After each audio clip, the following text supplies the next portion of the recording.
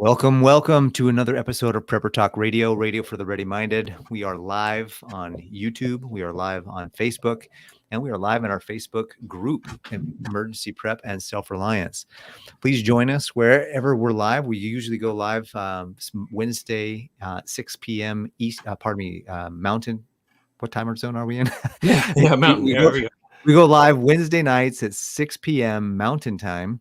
And we love having you there to ask questions, to respond, to interact with us. It's so much fun, and we really appreciate it. Today, unfortunately, we're missing Scott. It's just Shane and I today, Paris and Shane. Scott had a family emergency that had come up, and he's it doesn't involve the hospital, so we're asking for some prayers on Scott's behalf. Hopefully, it's not too serious. He didn't lead us to be that it would be too serious. So, but it's definitely something we ought to keep him in our prayers about. By the time you're listening to this on the podcast, though, hopefully it'll have been resolved and we're good to go. But live, we're seeing it in real time. Please go to our website, preppertalkradio.com, sign up for our free resources that are there, download those, get on our email list. We have started sending out emails. We did one not too long ago, and we're going to start doing those more regularly, probably every week or a couple times a month anyways. And so be watchful and be ready for those. Whitelist us so that we're getting those emails from us. We're going to have some resources in there. We're going to have some links to some things that we're looking at. We're going to have probably some links to our most recent episodes so that you guys can share those with your friends to get more people prepared. As you can forward emails with our links to our YouTube channel and help us grow there too. Yeah, and then we have, of course, the Emergency Prep and Self-Reliance page over on Facebook. I'm accepting new members there every day, so go sign up over there, and we have some really nice discussions over there. Feel free to post your questions there. It's a great place for other members to answer questions and comment.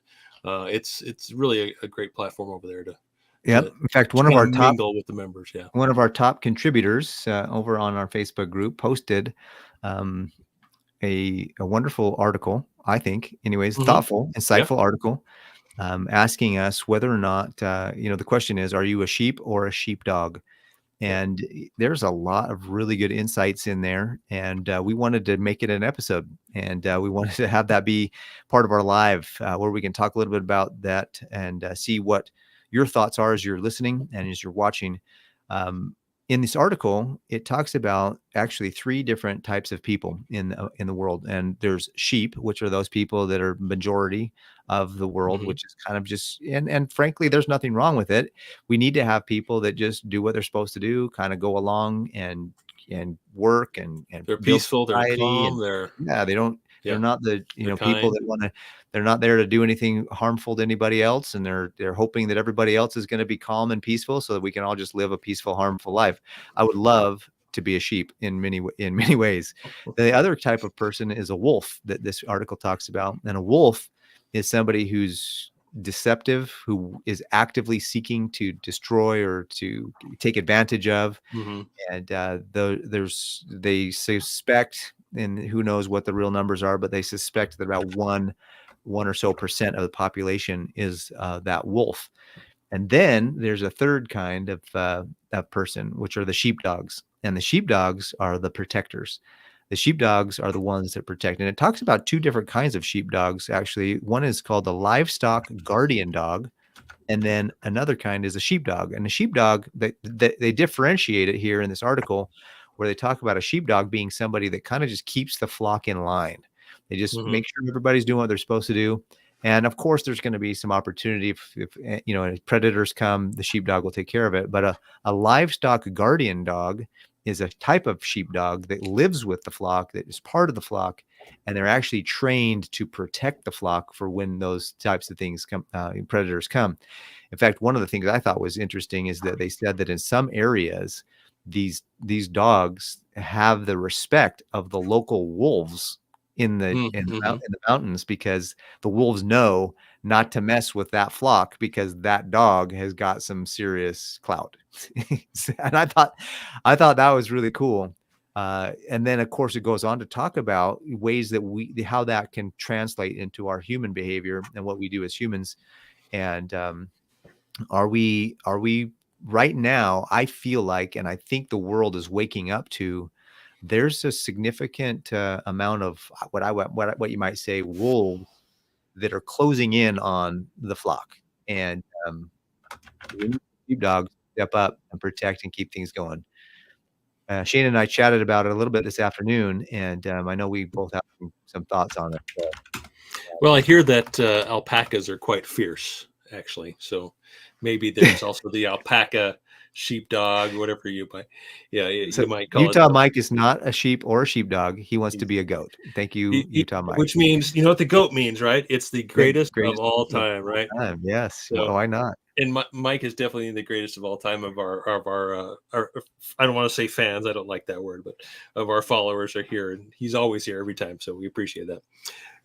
But you know, the sheepdog, wolf concept, if you want to call it a concept, has been around for a long time. This isn't anything new. I think this blog post, it was quoting an individual from a number of years ago who kind of came up with this the sheepdog wolf concept. I don't know that it gives any date here, but this has been around for a long time. So it's something that in the prepping community we talk about a lot, you know. And yes, kind of like you're saying, Paris, sometimes the sheep get the short end of the stick. You know, you kind of get made fun of. Oh, they're the sheep. They're the ones who are following blindly, which, you know, there is some reason to kind of point the finger there, right? I mean, it can be dangerous to just follow blindly as a sheep.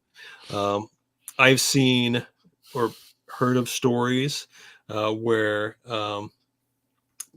animals, in particular, different types of animals, get driven off of cliffs because they're just following, or they're being driven, or they're just following other animals. And The lemmings, for sure. the lemmings in particular, although that is a fake story, that's not a true story that lemmings actually will jump off a cliff. That was Really?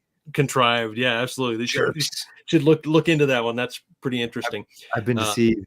That was, yes, it was deceiving. But yeah, lemmings, exactly. That was the one of the animals I thought of. But also, you know, I think about Dead Horse Point, where the horses were forced off, and there's other examples. I've heard examples of elk as well, falling to their deaths. But you wouldn't think a large, beautiful animal like that would do something like that. That would be so dramatic and drastic that it couldn't judge for itself. So, and I think that's kind of where the sheep is. It doesn't judge for itself. It just goes along. But it is, you know, maybe it's a good pet. You know, we get wool from it. It's very resourceful that way. It's a pretty hardy animal, especially in winter. So nothing to talk down to about the sheep, right? But you know, of course, I think all preppers, or I don't want to generalize again, but preppers tend to feel that they're sheepdogs. Absolutely. If you feel like you're a sheepdog, absolutely. I'm not going to disagree with you there.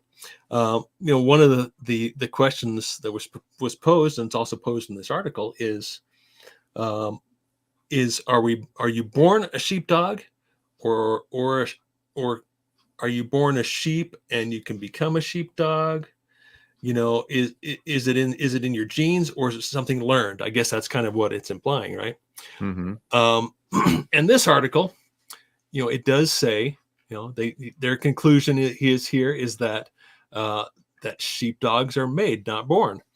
I'm going to argue against that, but I understand what he's saying. You know, I know where he's coming from, and I do agree with his conclusion that way. But if you think about, and I'm trying to put this lightly, one of the hot topics nowadays is how you're born. Are you born one way or another way, right? People, in my opinion, people are born sheep, or they're born a wolf, or they're born a sheepdog. But I feel that even if you're born a sheepdog, you still have to learn how to be a good sheepdog, right? Good point. A sheep could act like in the role of a sheepdog, right? It could, if someone was a sheep and the opportunity arose, or it was necessary that they act like a sheepdog, they could probably act like a sheepdog and fill that role.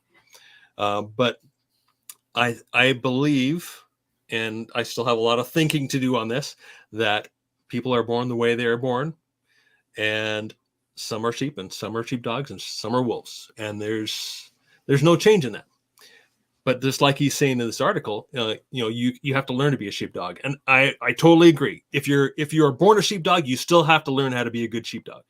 Yeah, Um, I I, think yeah, I yeah, think go what it ahead. boils down to is, you can learn any skill. You Hmm. can learn anything, and just because, well, I mean, I can't necessarily learn to dunk on a 10-foot without a trampoline of some kind, Right, right.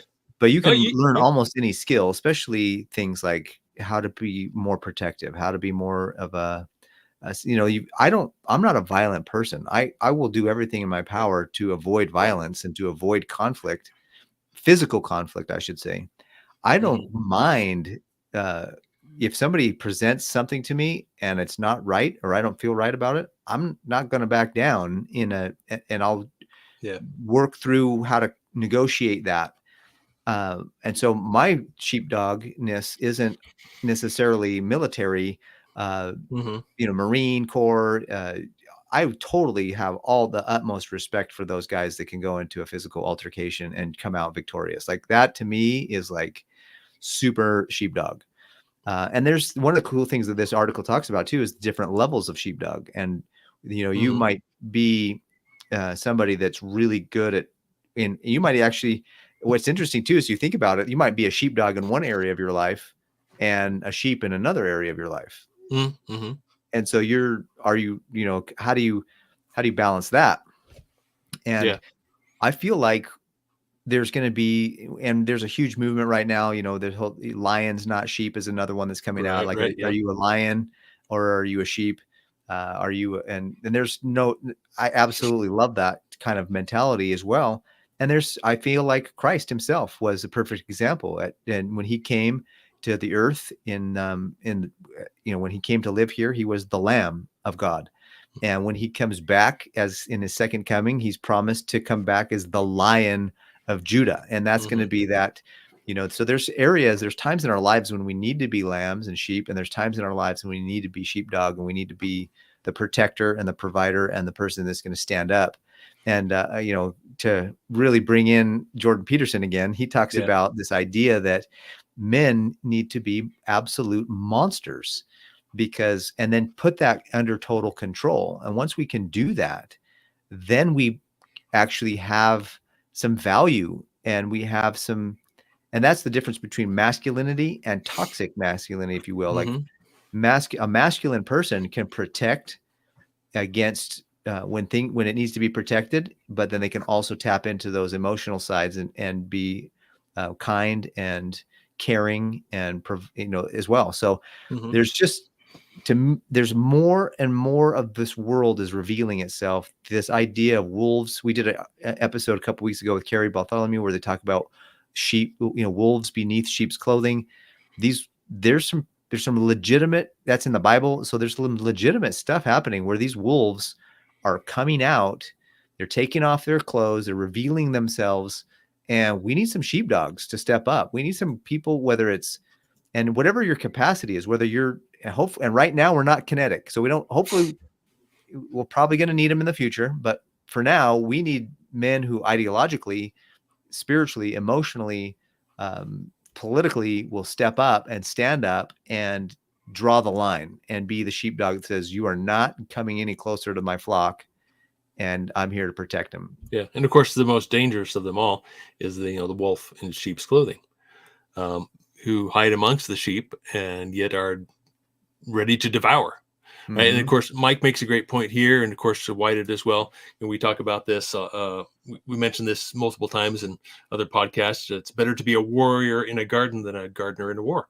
Amen. Uh, and then, of course, Mike says here, do my best to back away from the sheepdog role. It makes you a target, and that's something I think about all the time too. Mike is, I would, and I've said it before, I would love to just be the gray man and just fade off in the distance and be ignored. Really, I find it difficult for me to come here and do this every single week.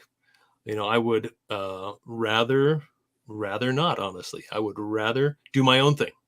Mm-hmm. Um, but I totally agree with you, Mike. Here, it does make you a target, and you have to be prepared for that. And, the sheepdog. Obviously, you picture a herd of sheep, when you've got sheepdog or two on the perimeter.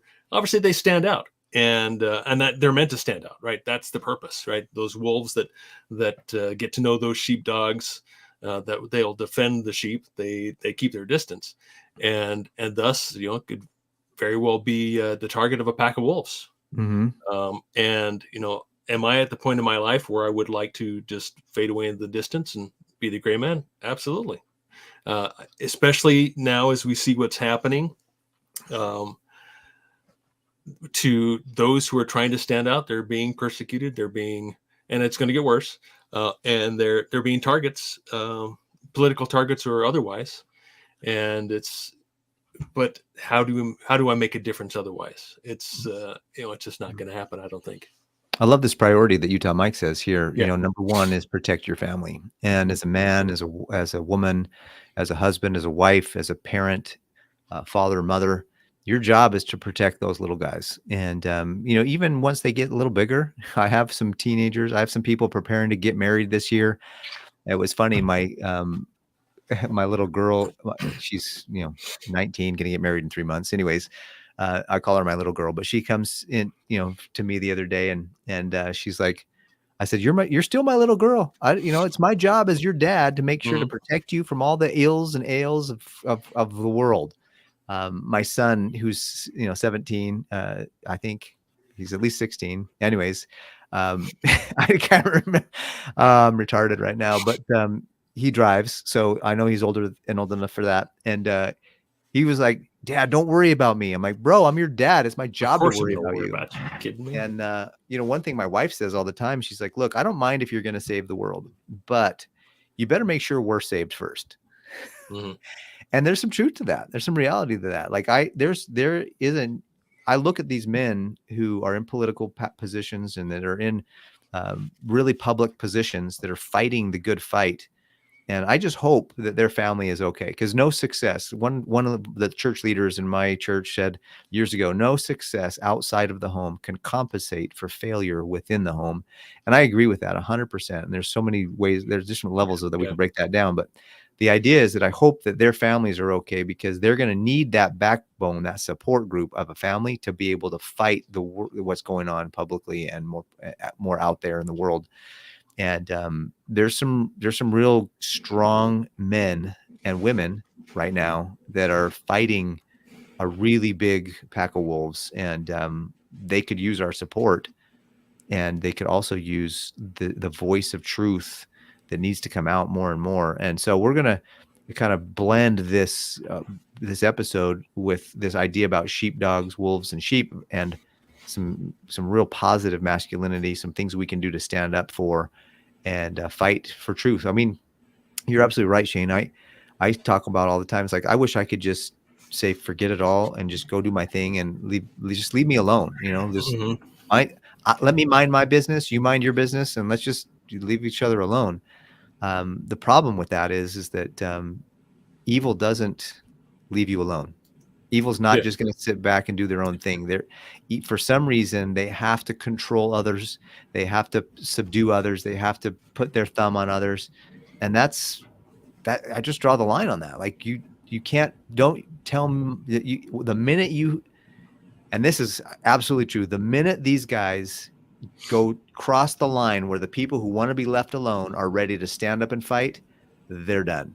And that's where I feel like they're so close to the line that some of us need to start, giving out some warning shots and letting them know, hey, you're getting close enough to the line here that if you cross it, there's really no going back. And so that's where I feel like there's some sheep that are waking up and realizing that, there's some sheepdog in them that they need to start developing and working on.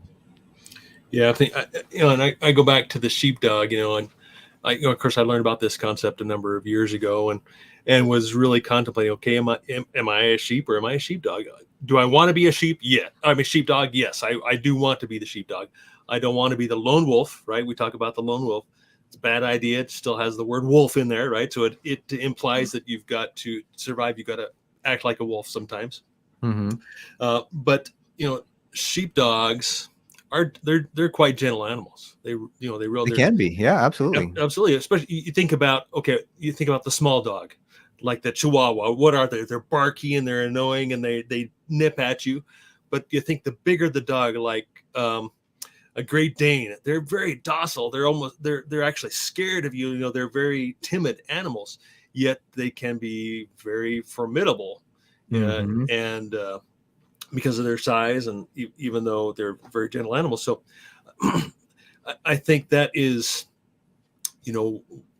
something that I admire personally is the large, fluffy dog. I picture a nice, cuddly dog that you can embrace, and who will be there calmly watching your back. That doesn't panic, that has a clear head, that can make those good decisions quickly, and they don't hesitate. Right? Mm-hmm. It's something you kind of see is, okay, the sheepdog knows when to just stand there and look like a sheepdog, or when to attack. And Go ahead. yeah, go ahead. No, go ahead. I was just going to say, one of the things that I found is that a lot of these wolves are really cowardly, if you really think about it, especially the people that are bullies. If you have, I've had experiences in my life where I literally just stood my ground. I didn't have to get physical. I didn't have to get kinetic with anybody.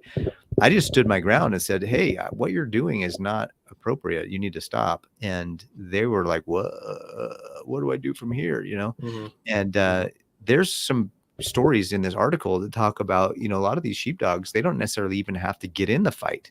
Just the fact that they're there deters a lot of wolves, and only the hungriest or only the worst kind of wolves will come through, which is kind of good and bad, because you're going to, you ward off a lot of the, the weaker, cowardly wolves, but now you got to fight the real ones that are formidable. But which implies you've got to be ready. I mean, that sheepdog has to be ready for the fight. So like Jordan Peterson says, you got to be able to get violent. Of course he says a little differently, but have that moral compass to guide you. Mm-hmm. Yeah, there's a feedback loop, I call it, and that's what it's in psychology. If what you're doing is not good and nobody tells you it's not good, you're going to keep doing it. And so a lot of these people that are bullies, and these people that are violent, or they're wolves, or they're criminals, or they're deceptive, they just never had anybody stand up to them and give them the feedback to say, this is not right, you need to stop doing it, because they've been able to get their way every time because they just bulldoze their way through stuff. And the minute they have somebody stand up to them, they're like, either they go crazy and get really violent, like we see in a lot of movies, but then Jason Statham still kills them all, or whatever whatever the movie is, or what's that, Sly Stallone still kills them all.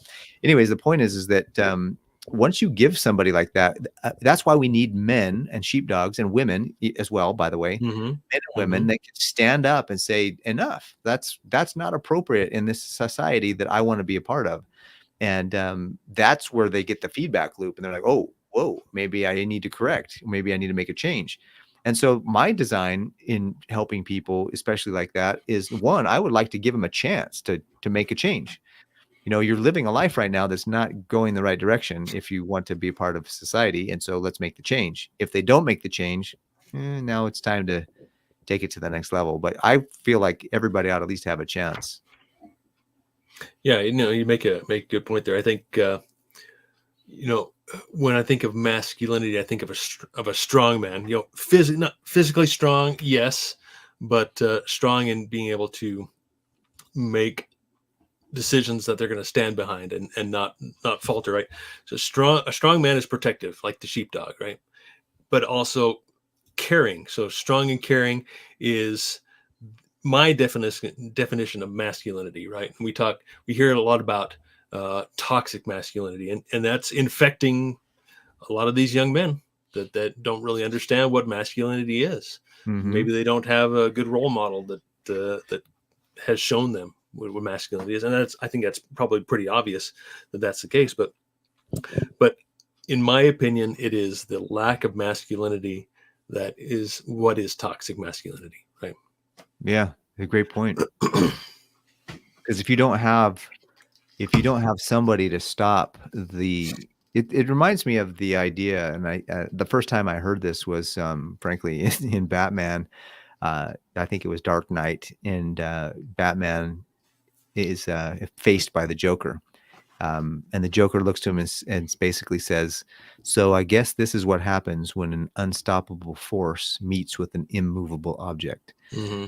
And I love that scene. I don't necessarily, I mean, relating it to Batman and the Joker, who knows? But the concept is powerful to me.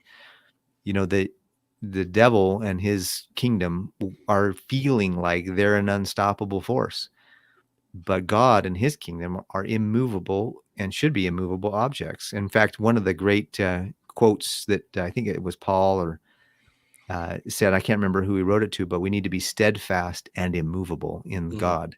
And that's what I feel like men need to remember and women need to remember. And I'm a man, so I'm speaking more from a man's perspective. So if you're a lady listening to this, please don't get offended. I'm meaning anybody that has the strength to stand up. We need to be steadfast and immovable in good, true principles, and we Mm-hmm. need to be able to communicate those and articulate those in a way that we're not, yelling and screaming or causing more contention. We need to be able to articulate those things in a way that somebody can see, and that there's a chance for them to reason with us and say, you know what, maybe I do need to make a change because the path I'm on is not the right one. There's not really a lot of reasoning with some of these drunkards, in their ideals, but if we can at least do our part to initiate the reasoning process and then see where it goes from there. But if we can become steadfast and immovable, they're quite frankly, their quote unquote unstoppable force is not going to move any further. And that's what I feel like a sheepdog is meant to do. Sheepdog is meant to hold back that force from crossing the line and affecting or infecting the flock. Yeah, Mike makes a great point here that kids today are video game warriors, and that's no doubt. I mean, even my generation, I've got brothers and friends who love their video games, and I have to admit that put me in Halo, and I do pretty well, and but I play like once or twice a year, but I do enjoy it, and I think that's because of the time we live in, the end of days. Those kids, including ourselves, we were kids once too, and a chosen generation, you can call us, or call everyone on this planet right now. They are warriors. Maybe right now they're only keyboard warriors, right? But I think we all came from that war in heaven, and we're here at this time because we are warriors, and because these kids now are warriors. They're just fighting a war that The wrong is a things. distraction, right? It's a distraction instead of Mhm. actually getting in there and fighting the war like they're meant to do. They're distracted from the actual important war that, I mean, they still have a chance. We still have a chance. We actually haven't got into the physical war yet. Unfortunately, I think we will get into that. But I think these kids nowadays are into these one versus one players and these fighting games because they are true warriors at heart. It's just we as sheepdogs have to figure out how to direct them in those right paths. Train them. Yeah. Yeah, my son's, he's in 11th grade, and I'm not saying I'm a perfect dad or parent or anything like that, but when I have these experiences, I just like to share them because they're just such a win payday for dad like me. Yeah. My son comes to me and we're talking about some stuff, and he starts asking me questions about the scriptures. And I was just like, dude, this is so cool. And I probably spent I mean, I was tired and I wanted to go to bed, but you know what? I was like, forget it. I need to talk to my son about this. And he loves, TikTok and Snapchat and Mm. all the stuff too. But for a moment, I had his attention wrapped, and we were discussing the scriptures and spiritual warfare. And he was like, "Dad, I like this conversation. Can we continue it?" That's Because we awesome. needed to go to bed. Some things were coming up, and he needed to get to bed so he could get up for school and stuff like that. But I'm like, "Dude, let's do this again." And so I know what you're saying, Shane, is Hmm. there is something inside of them that wants it and desires it and craves it and maybe even hungers for it, we need to be the kind of parents that are not pandering to our children and saying, you know what, it is honestly, it's easier for me to just say, you know what, son, forget it. Go learn on Instagram and TikTok and Snap, whatever else you're doing. But I mean, I'm selfish just as much as anybody else. Do I want to spend an hour with my kid talking about the scriptures? I mean, I'd rather go, be but no, I realized this is what I'm here. This is why I'm his dad. Like, this is the whole purpose. And so that's why if you're a mom or a dad, like, your purpose is to train these kids right, get them up and going. And if you need to help to get to the point where you can train them, get yourself in that position, go study. That's what we talked about. In our last episode, we talked about a little bit of some things we can do to become more self-reliant in 2024. If that's what you need to be, is learn how to do, some parenting skills to become more self-reliant as a parent, do it. You learn it, and then train your children so they grow up right and they become who they need to be, and they can fight against it. Because that's really where if you follow the Communist Manifesto and you follow what we shared a couple weeks ago with Carrie Bartholomew on our show about the wolves in sheep's clothing, they're coming after our kids hard, and we need to make sure that we're countering that. Yes, a lot of parents are like, pull them out of the schools and then train them yourself. Sure, that's fine. Do that if that's what you're prompted to do. I've been prompted to keep my kids in school and then have conversations with them to counter it, so that they can fight against it and they can be good examples to their other students in a different way. And I'm not saying right or wrong. I'm just saying that's what I was told to do. And so I feel like that's some way we can be sheepdogs. We part of being a good sheepdog, in my opinion, is training the sheep not to go wandering off. There's a little bit of, you got to help them understand the dangers of not being part of the flock, and then also protecting them in case some things do happen or in case the enemy comes in closer. So that's what I do as a parent, as a dad. My job is to make sure that, hey, look, there's some dangers out there. Let's be aware of them. Let's not go seeking them and putting ourselves in positions that are precarious. But if they are finding themselves in a position like that, I want them to have some tools to get out of it and know that it's, I'm here as somebody that can help them out. Well, that's the saying, where to be in the world but not of the world, right? Just like I would like to be the gray man and just get away from all of this. There are certain people, and again, those people are sheepdogs, and maybe they're that higher level of sheepdog who, and you see videos on YouTube or TikTok about this, where they're actually out on the street carrying their AR, or they're filming on public property, and they're encountering the police, and they're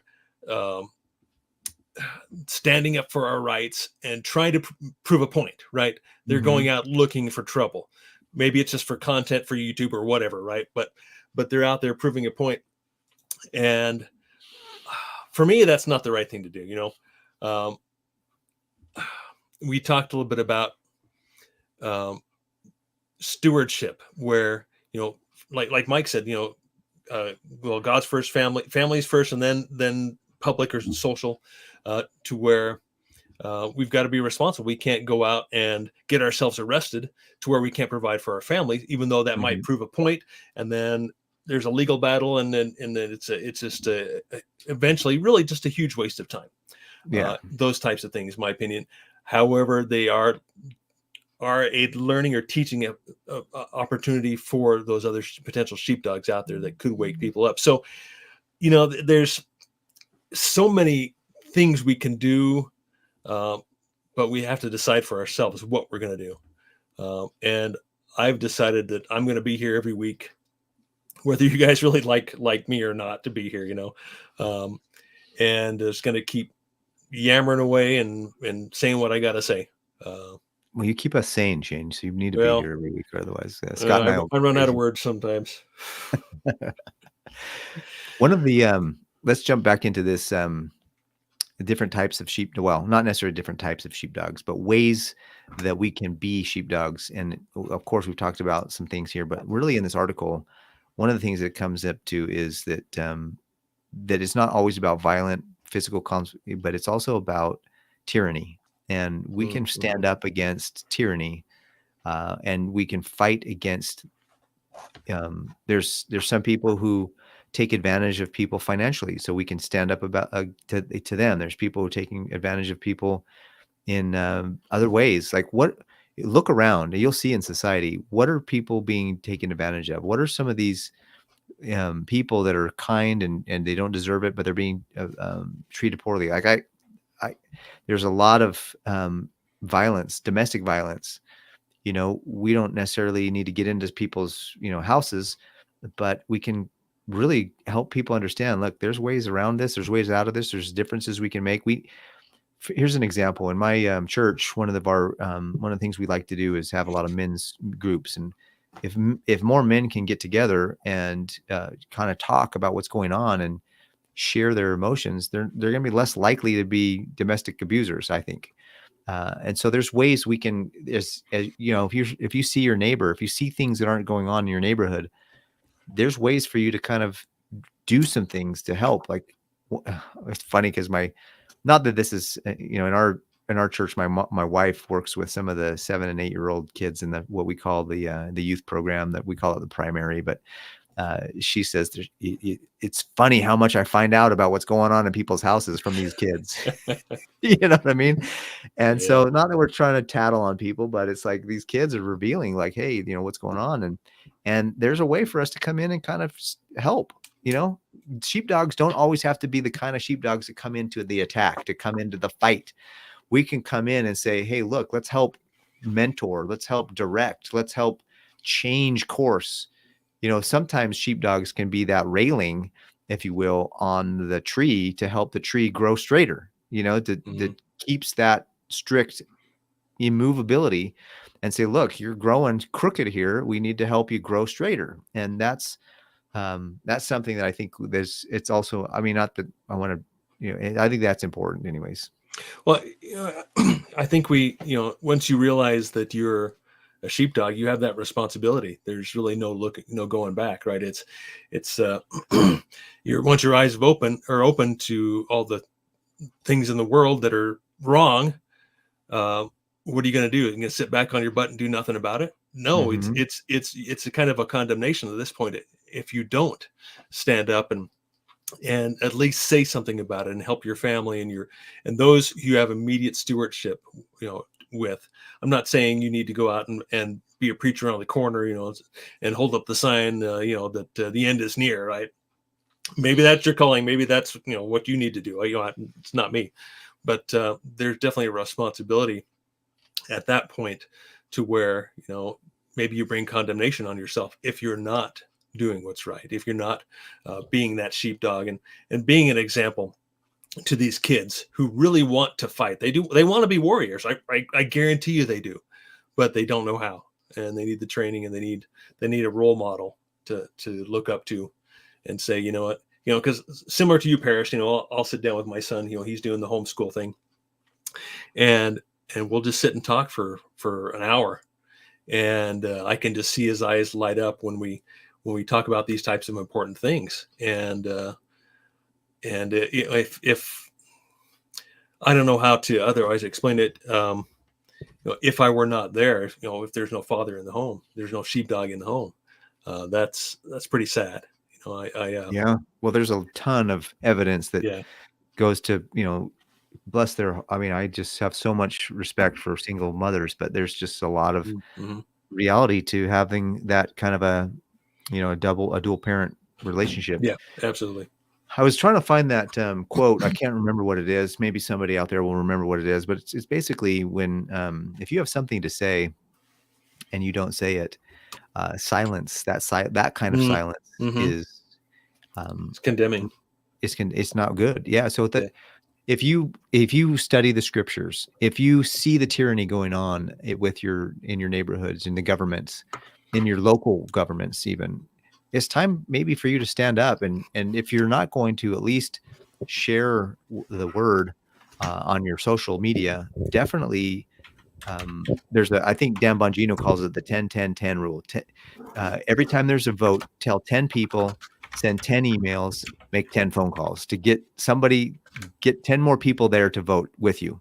And there's some advocacy that we can do. That's one of the reasons why the wolves are so good, is because literally, think about the analogy here. You've got a flock that's minding its own business, doing its thing, just grazing along the valley floor.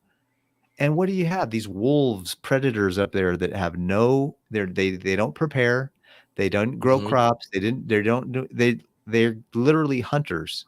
They have nothing but what they can capture that day in that moment. They live in the moment, they live by the day, by the seat of the pants. And I think that, I mean, God created them that way, but the analogy I think you're getting is that there's going to be you and I and the rest of us, we're minding our own business. We're doing our own thing, and we just want to live our life. But these wolves are on the won't leave us alone. They won't leave us alone. And so it's like, dude, leave me alone, or else you're gonna feel what it feels like to be put in your place. Yeah. And that's really what it is that I'm not out there seeking to violence. I'm not going out and saying, oh, I got to go find some wolves and take care of them. Yeah. I just want to do my thing. And if you come up on me, you're going to have a situation in your hand. I'm not an easy target, and I don't want to be an easy target. And that's where I feel like we need to step up, and we need to, if we're going to go down fighting, go down swinging, go down, fighting. And we don't have to fight physically. We can fight right now. Thankfully, we can still fight politically. We can fight spiritually. We can fight emotionally. We can fight by teaching and sharing truth as we find it, as we know it. And then from there, we need more men and women to step up and embrace the light and the truth, and then start to shine that light and truth, and become, the old analogy of, the more candles we can light, the more light we'll bring to the darkness. And we each need to light our candles and start putting it where people can see it. Yeah, I found that quote for you. I think that maybe you're referring to is, silence in the face of evil is evil itself. God Bingo. Will not hold us guiltless. Not to speak is to speak. Not to act is to act. That's Dietrich Bonhoeffer.